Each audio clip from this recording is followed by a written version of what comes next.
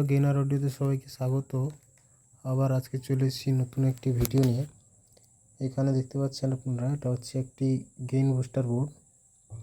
এখানে রয়েছে দুটো চ্যানেলের জন্য দুটো ভলিউম এবং মাঝখানে রয়েছে একটা ডিভিডি সুইচ, যেটা ভলিউম বা গেইন লিমিটার হিসেবে কাজ করে আপ ডাউন করার জন্য।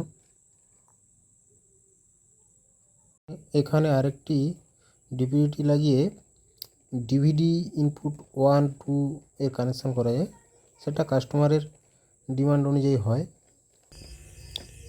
পিছনে আছে 4টে ইনপুট আছে এবং 8টা আউটপুট আছে, দুটো চ্যানেল আউটপুট আছে। এতে গ্যারেন্টির সাথে বলতে পারি কোনো প্রকার আউটপুট নয়েজ থাকবে না, জিরো নয়েজ।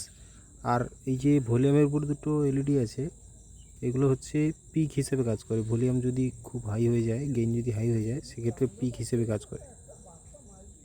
এই এলইডি দুটি ফুলগুলো হলে বুঝে নিতে হবে অ্যাম্পলিফায়ার পিক মারবে এবং স্পিকার উড়ে যাওয়ার সম্ভাবনা বেশি থাকবে। চলো সাউন্ড টেস্টটা দেখে নিই। অ্যাম্পলিফায়ার ভলিউমটা দেখো, আমার অ্যাম্পলিফায়ার ভলিউম অনেক কমানো আছে, দেখতে পাচ্ছ তোমরা। এখানে ভলিউমটা দেখো।